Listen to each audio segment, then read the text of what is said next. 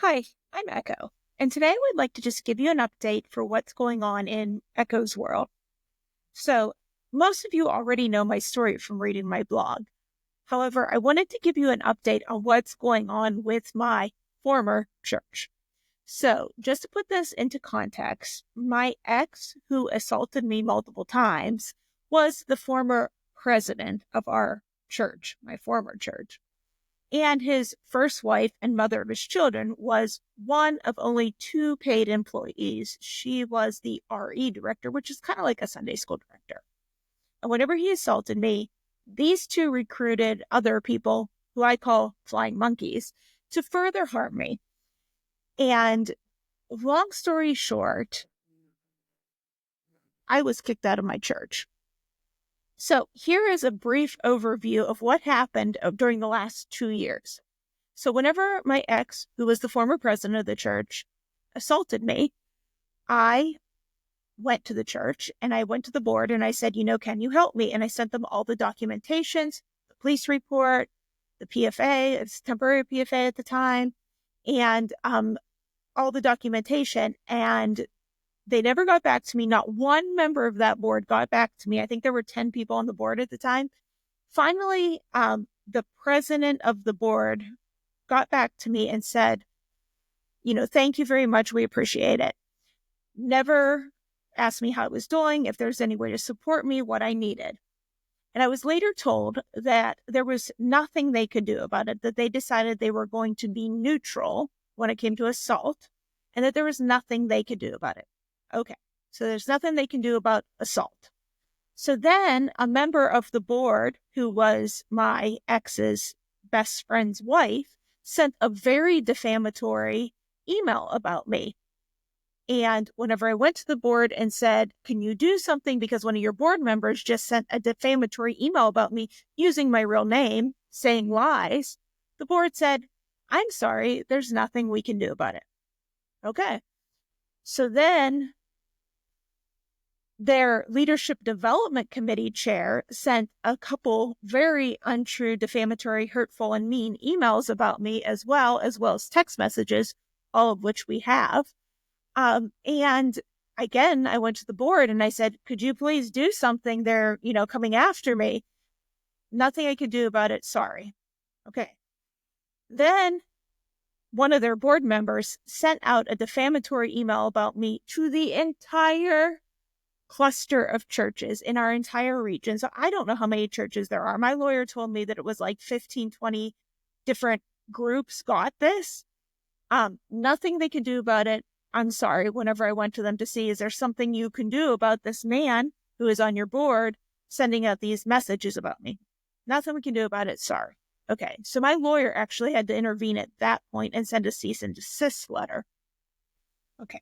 So then several members of the congregation who were friends with my ex and or his first wife, who was the RE director, said defamatory things about me and or put them in an email and or put them in text messages. And my lawyer has either sworn statements or the actual text messages or the actual emails that they sent out. And I went to the board, and at this time we had something called the Right Relations Committee.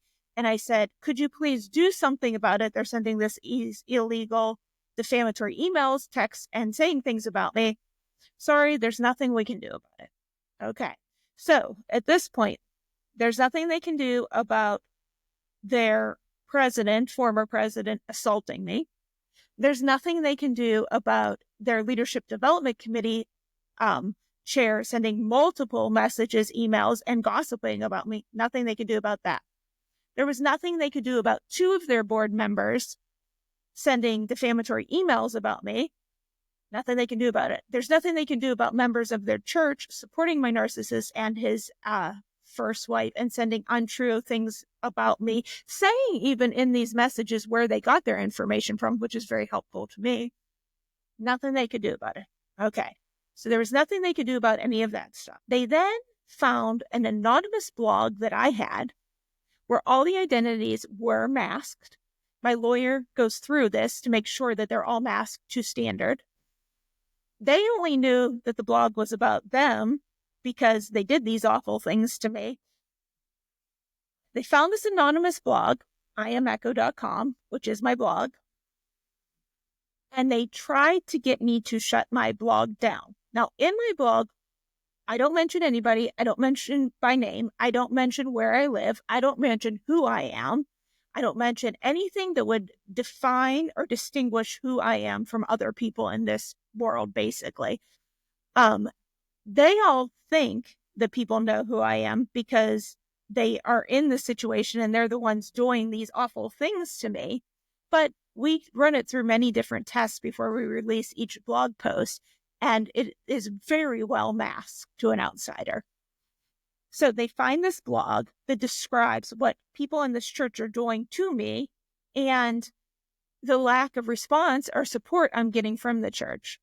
And they come to me and they ask me to sign a paper saying that I will take the blog down and I will not speak negatively about any member of the church in public, which means I'm not allowed to speak about my assault because my ex is a member of the church, and I'm not allowed to speak about all the harmful things that these people have done to me. So they're trying to silence me so that I can't speak either through my blog or in real life. I'm not allowed to talk about my abuse.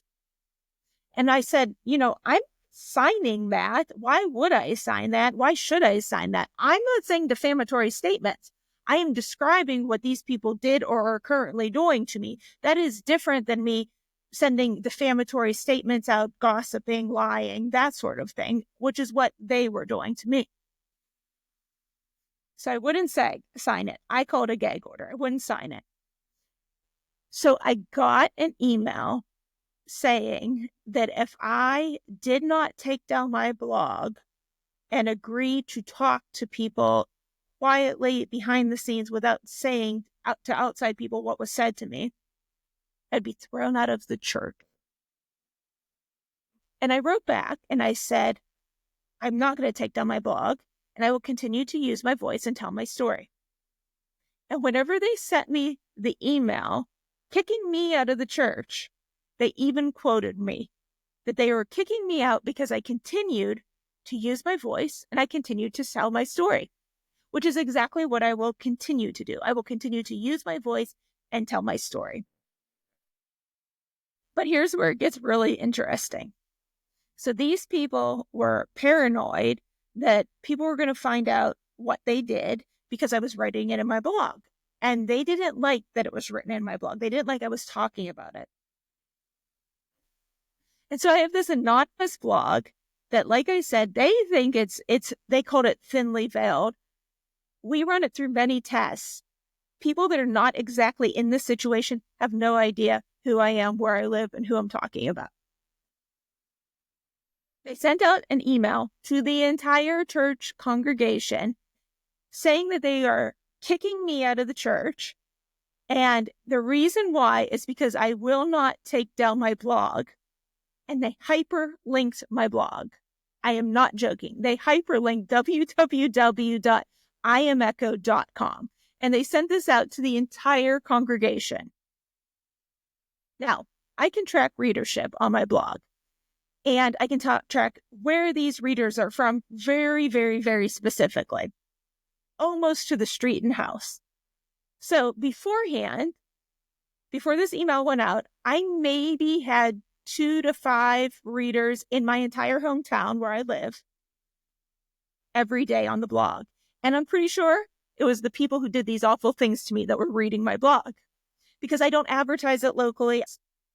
They sent it out to their entire congregation.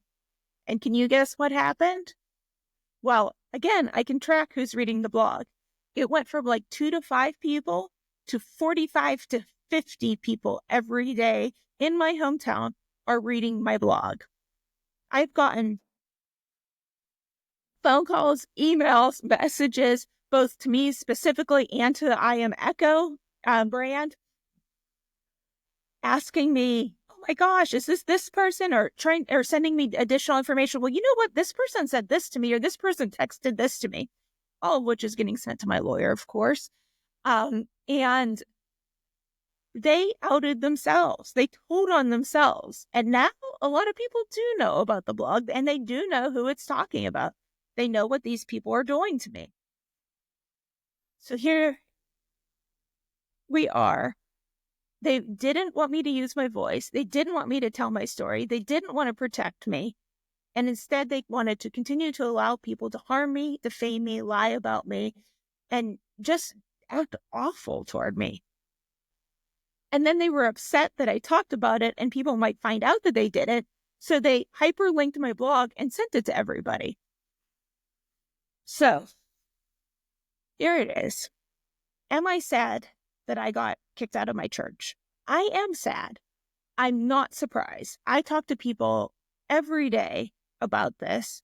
And whenever there's a power imbalance within any organization, specifically, to be honest, like a church structure, whereas like in this case, my ex was the former president and I was sort of a nobody, we would expect to see this. We would expect to see them wanting to shut the victim up and wanting to do things to support the abuser.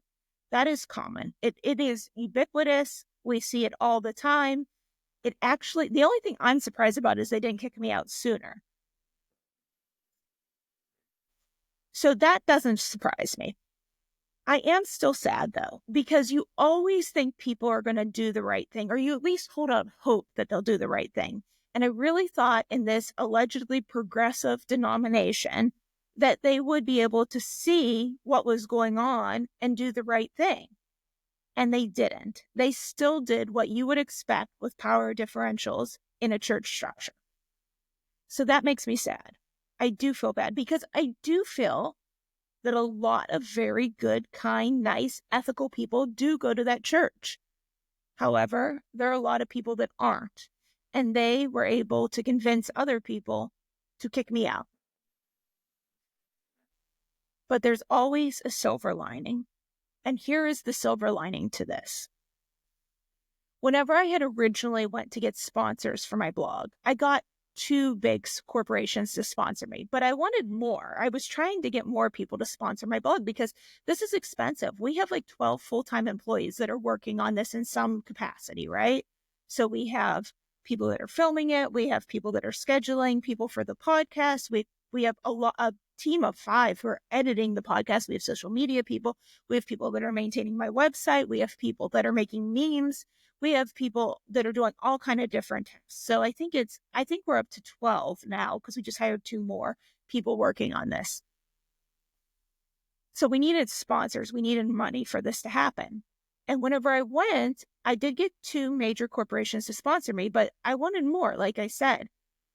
And they all said, well, you don't have that much of a story because your church didn't kick you out.